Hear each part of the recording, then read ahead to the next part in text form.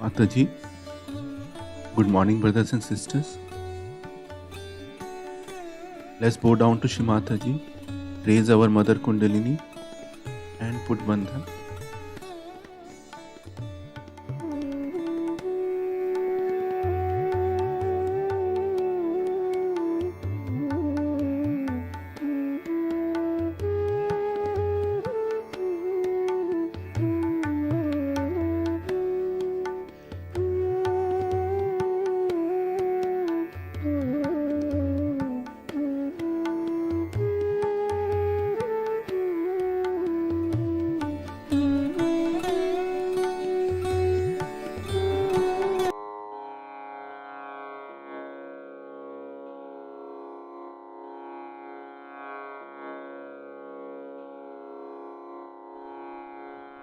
Ganesh Mantra.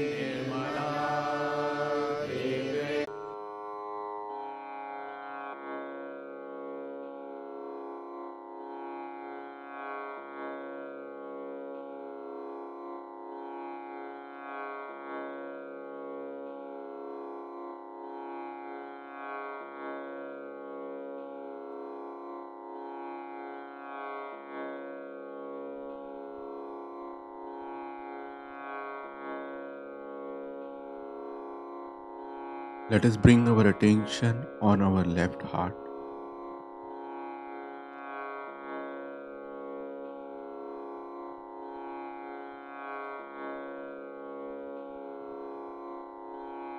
Mataji, by your grace, I am a pure spirit.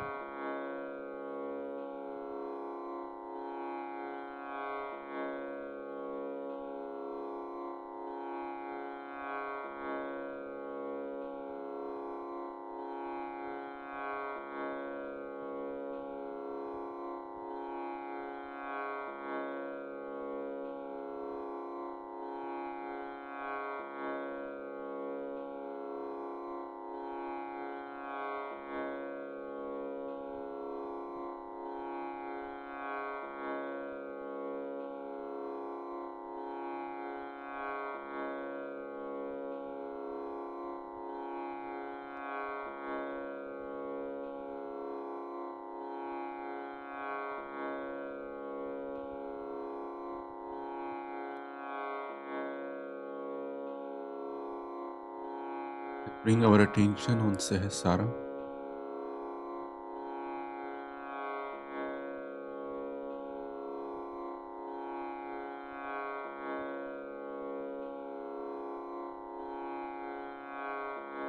Mataji, kindly bless us with thoughtless state.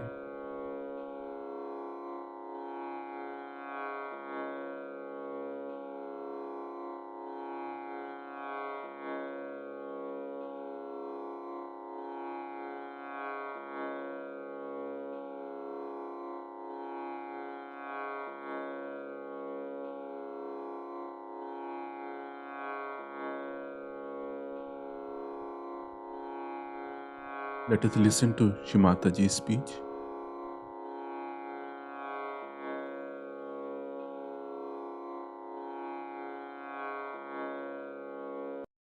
But once this situation is overcome, then you will like it. Because then you will know that whatever is good for your spirit is for the well-being of you all and of all the people. Once this well-being comes in, everyone feels absolutely nourished and fresh. So, the governing part is enjoyable. The correction part is even more enjoyable, and that you are in the attention of your mother is such a great feeling within yourself that yes, No, nothing will go wrong with me. She'll look after. She is there to look after.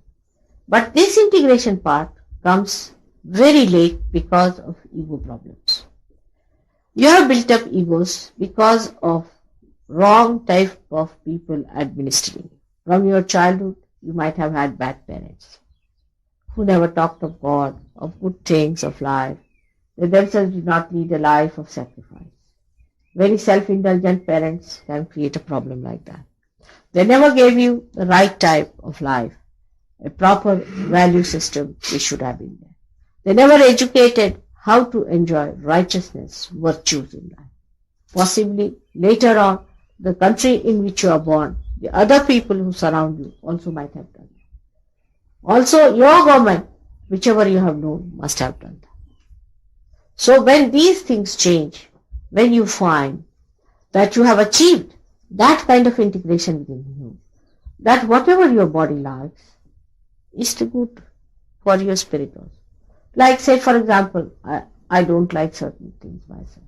I don't like drinks. I don't like it. I just don't like it. Nobody can tempt me. I mean, no question of temptation. I just don't like it. I will hate the things which are really bad for my spirit. Automatically, I don't have to tell myself. It's just that. To tell lies, I don't lie. Alright. Because it harms me there. I don't lie. Whatever is good for your spirit will automatically work out as soon as this integration takes place. And this is the work of Sahaja Yoga today. That's why I said it is Kruta Yoga. Is to be done. And this integration must be achieved within ourselves. So sometimes you have to make your body to come to this level. Maybe you are under the influence of some boots. Your body doesn't help. A little bit of tapasvita or penance is needed after surgery to make this possible. And then once you start enjoying it, then you like it. Like driving a car. In the beginning it's difficult. Or swimming, anything.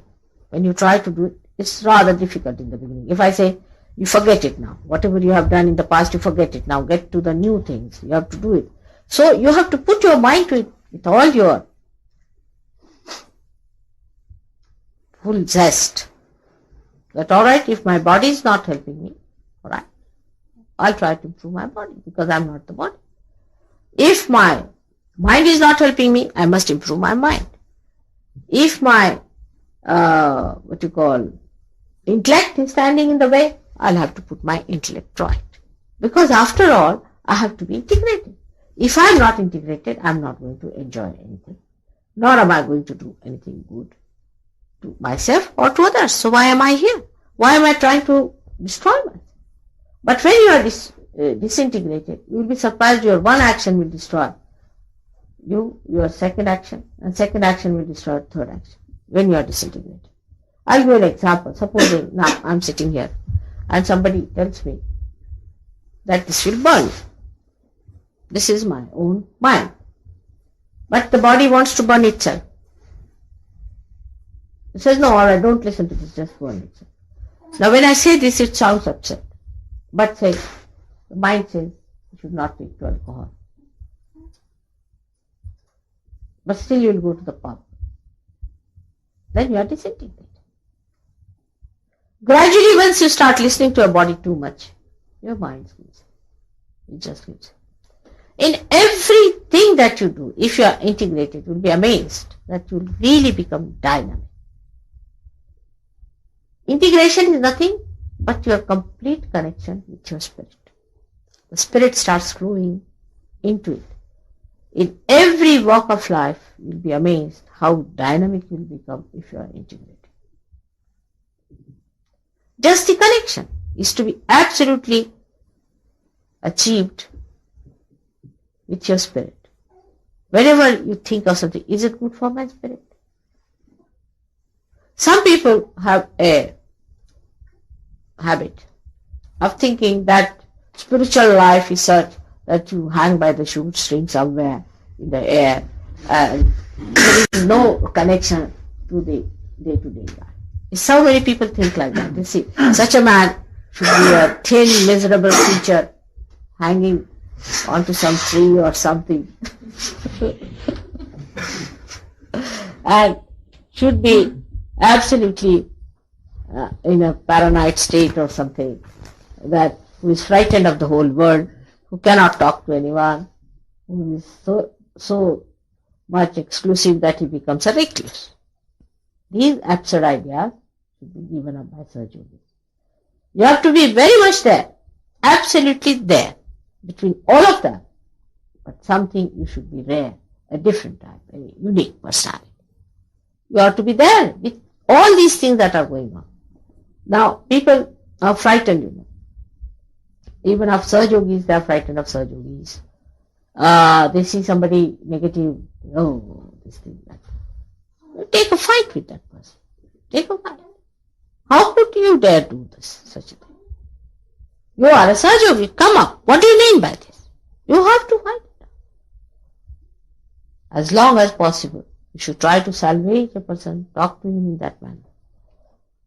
The other side of it is that when they come to you, then there has to be a kind of a tremendous sincerity. If you are doing with that sincerity, people will know you are doing with sincerity. When you talk to a person, they should know that sincerity, your heart is there. For example, you may talk to that person very sweetly, but your heart may not be there, and the person might think, oh, he's just seeking elections. Alright? But if you talk to someone with a sincerity, you say, how could you do such a thing? Can't you see yourself? Can't you work it out? That's what it is. You are here for that. Now, in saying so, your sincerity, which is coming from your heart, is to be seen. And that's what is Sri Rama's character is. That he was on the right side of the heart. Means the heart put to activity. Do you understand that? Where Kabira has said, Mana mamata ko thira kar lao. I will make my compassion of my heart, mana, from my heart, to compassion, make it steady. Or pacha hi tattva milau, and put them into 5 elements. See, in the same way, when you are in the left heart, that's your sincerity. It's your heartfelt thing.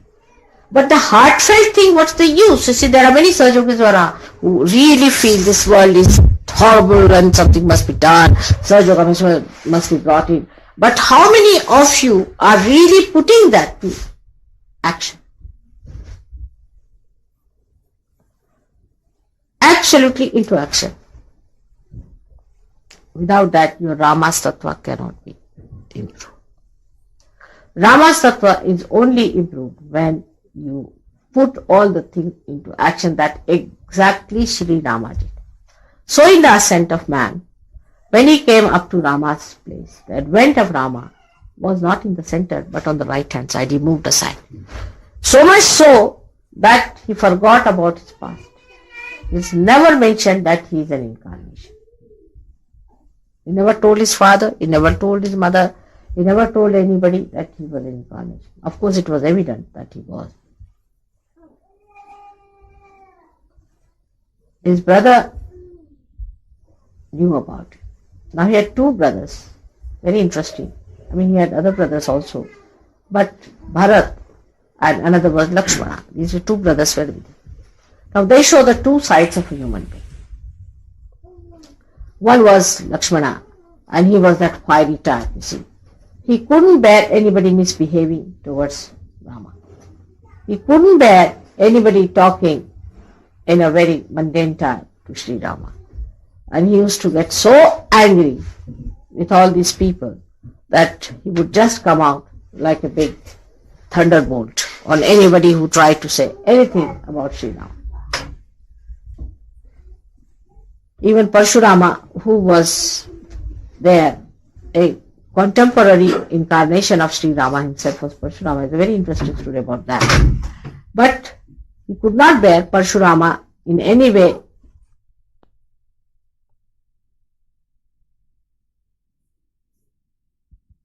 is the Shesha, as they call it, the serpent which sleeps in the Bhavasagara, on which Sri Vishnu rests. The same Shesha had taken birth as Sri Lakshmana.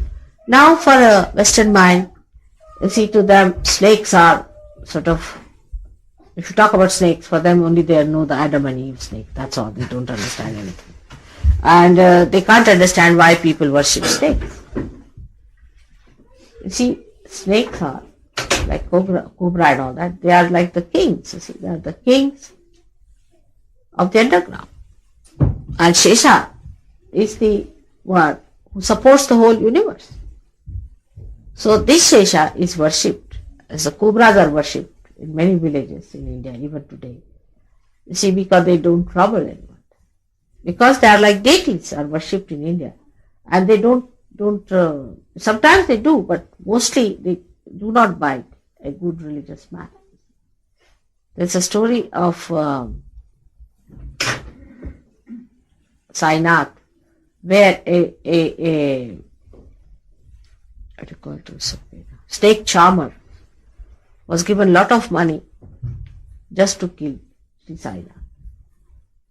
And he, because Sainath used to in the night suddenly go up to his own swing he had made about 30 feet above the ground. God knows. Nobody knew how he used to go there, but they would find him sleeping up there. So the snake was taken by this snake charmer, and he put the snake onto Sainath. And the snake went there, and Sainath talked to him. And he said, "Oh God, you've come here to meet me after such a long time. And what is your job?" He said, "This horrible snake charmer has asked me to bite you. So I've come to tell you, be careful about these people." This snake charmer was looking with amazement that she was talking to him. He said, "All right, you go now." He talked to him. These are age-old snakes, you see. So the snake went and bit the but then he came down, you see, from his thing, and he sucked his poison and threw it. Because after all, you see, he said the snake is angry with you because he tried such a trick. So he sucked him. That's compassion. That's compassion. And he sucked his venom out, and the fellow was completely changed. And he said, "Now I'm going to announce it to all the people what these Brahmins tried to kill, that they wanted to kill Sainath. And for why? Why were they so frightened of this man? He used to live outside the village, and they were so frightened of him because they were doing all wrong things in the name of God. So they were all frightened that they'll be exposed. So this is what it is, that he sleeps on the Shesha. And Shesha is the one who is sometimes expressed in Sahajogis, I've seen, as anger, when you try to be non-protocolish, or when you try to be funny, or you don't behave yourself. That's the Shesha in that. That is also sometimes needed. You have to be a Shesha sometimes, because otherwise people will start misbehaving, and by that they will be harmed. Not that I will be harmed, but they will be harmed. So that kind of temperament is also needed. But the other one is very interesting, is that of Bharata, the brother. He showed how Sri Rama bestowed the kingdom to him because of his mother's agitation. And he didn't know what to do. So because he went back to Rama and he said that to take back your kingdom, I don't want anything. You are the one who should govern. Why should I have it? So Rama said, all right, you just be there in charge of the kingdom. I have to obey my father. I have to obey my mother because I have given them a promise. So Sri Rama's another great quality was once given a promise is to be kept. This is another quality we have to have, that if you have promised anything, you have to keep it. If you have said, I will do this, you must do it. You should not find out excuses to avoid it. It's absolutely an anti-God activity to avoid doing things that you have promised. Your deities will never be happy. You must see that whatever you have promised, you must do. Now, when Bharata was sent back by him, he said, all right, give me your sandals, which I'll take there and I'll use them as if that's a symbol of you being there. And he put those sandals on the throne and he ruled that kingdom and looked after Bharata. Though he was, when he was going to see Rama, then Lakshmana saw him coming and he said, look at this, he's coming here to invade you now. He has thrown you out of the kingdom and now he's coming to invade you. So this is also I've seen among Sahaja Yogis is that the Sahaja Yogis who are like Shesha cannot see also the goodness of other Sahaja Yogis who are very good people, extremely sacrificing, nice people, but their intentions are not understood or misunderstood, which is a very sad thing. You must see the intentions of another type of people also, who may not be so hot-tempered, may not be so much angry, but their intentions are very good. They have come actually to ask for the sandals of Sri Ram. So among these two type of people I have seen, there is always a bit misunderstanding going on. So both the types of people should try to understand that we both are needed for Sahaja Yoga. I cannot only do with one type of people. We have to have both type of people who look after both the styles of the thing. But when you are dealing with others, one should go as one. For example, if a person is, say, coming to Caxton Hall and he says something,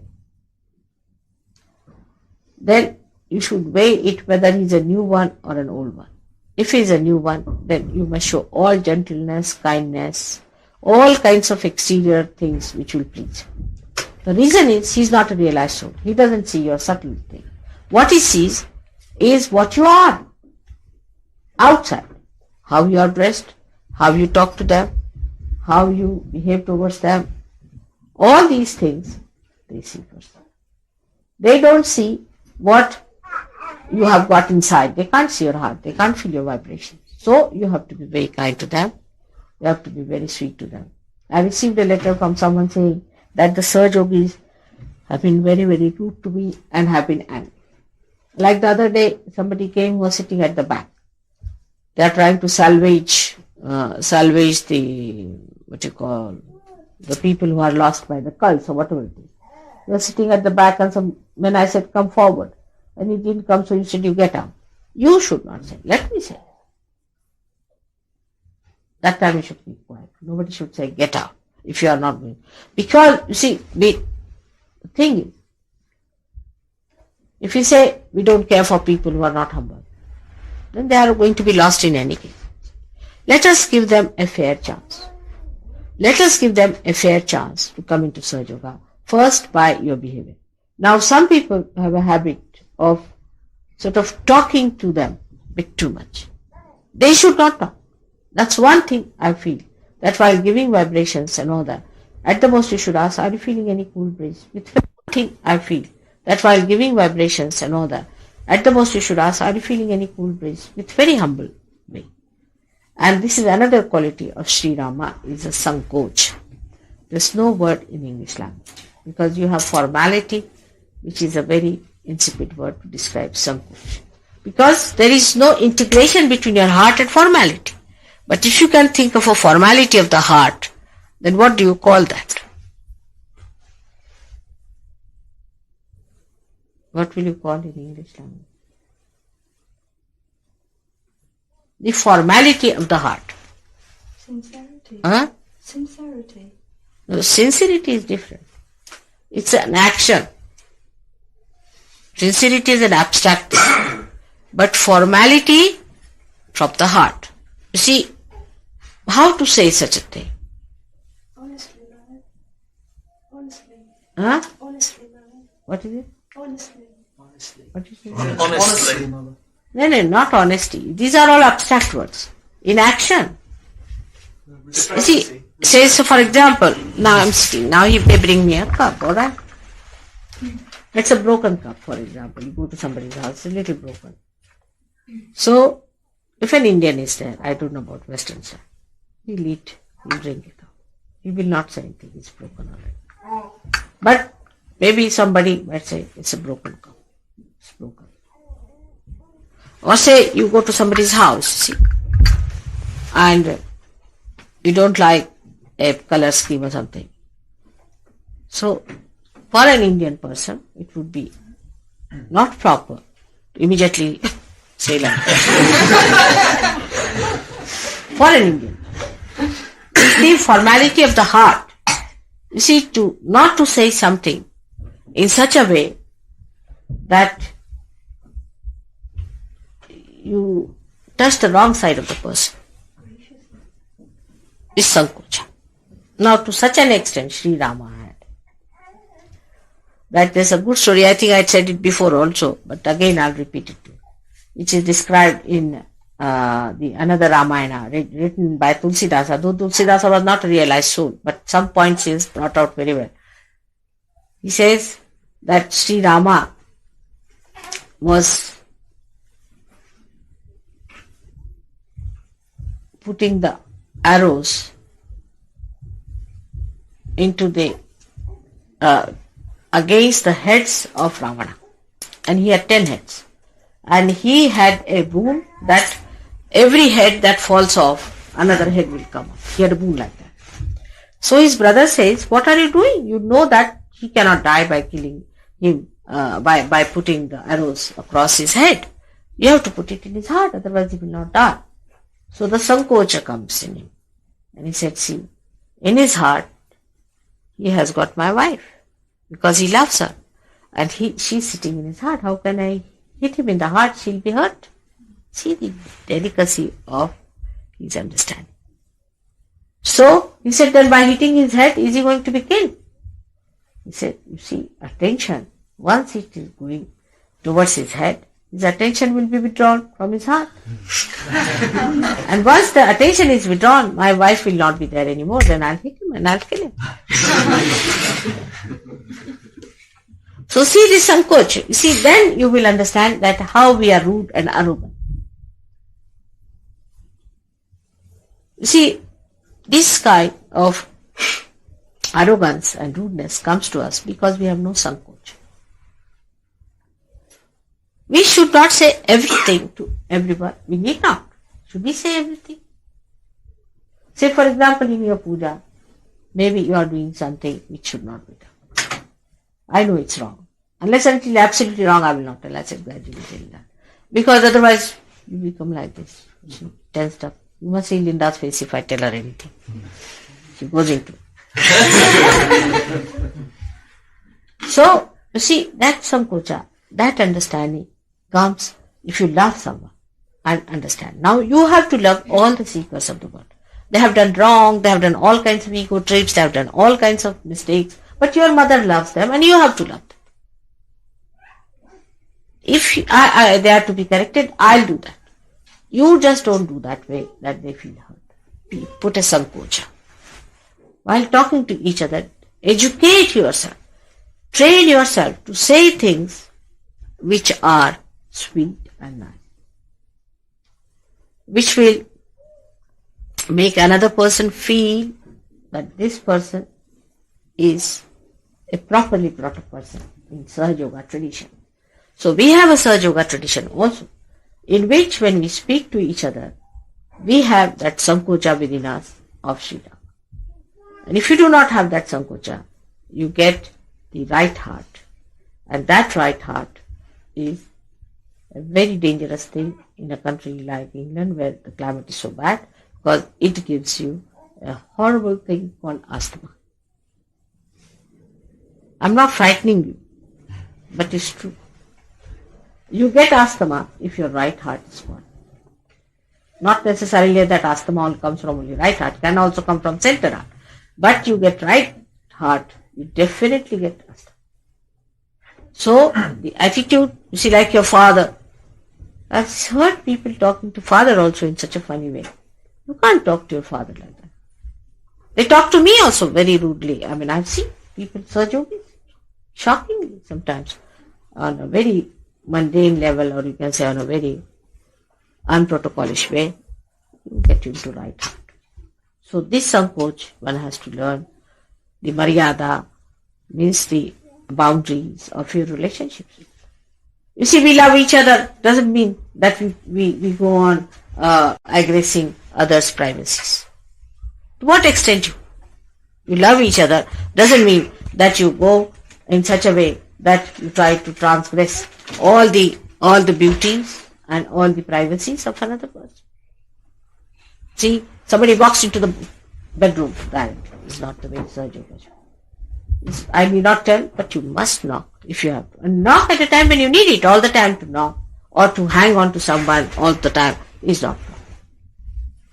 The Sankocha is a complete cultural stuff.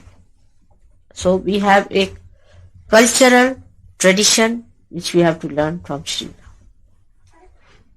He is known for his Sankocha every time. How to say this? I cannot say. We have this very much ingrained within us. The children are to be educated in that way, and once they are educated that way, they will learn the Sankocha. And that will give them a proper understanding of social life. Like you now see, this light is here. If you put your finger to it, it might burn and you may remove your finger. But if you are with another person, and if you try to take liberties with that person, a day may come when that person will misbehave or will harm you or do something to you. But still you will not realize it is because you have no Sankoch it has happened. So this Sankoch has to be worked out very beautifully in every way. In thanksgiving, in accepting somebody's gratitude, in expressing your love to another person in a way that is a Sankoch.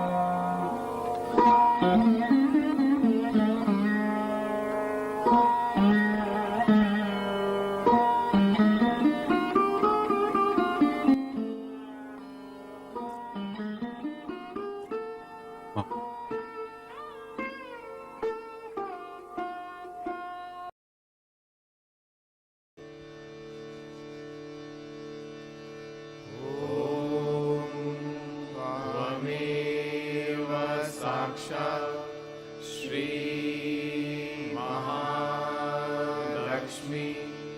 Mahasaraswati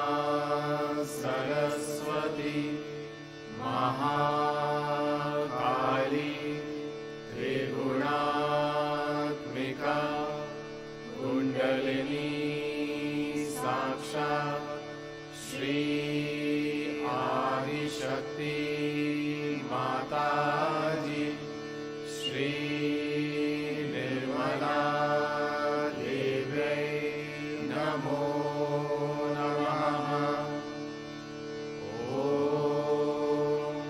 त्वमेव साक्षात् श्री कल्की साक्षात् श्री आदिशक्ति माताजी श्री निर्मला देव्यै नमो नमः।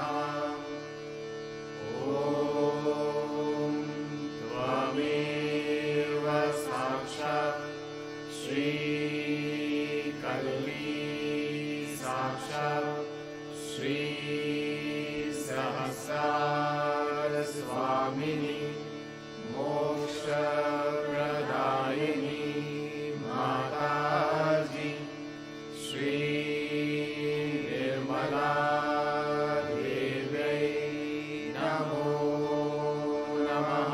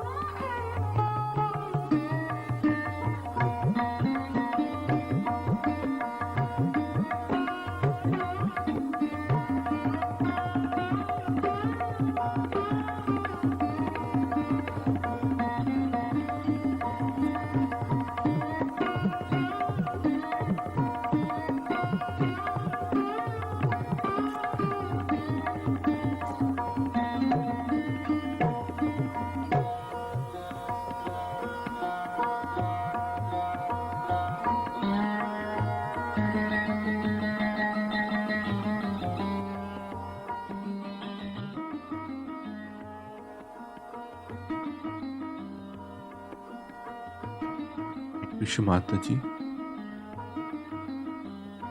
this collective meditation. Thank you for all your blessings. Jai Shri Mataji. Let's bow down to Shri Mataji and take bandhan.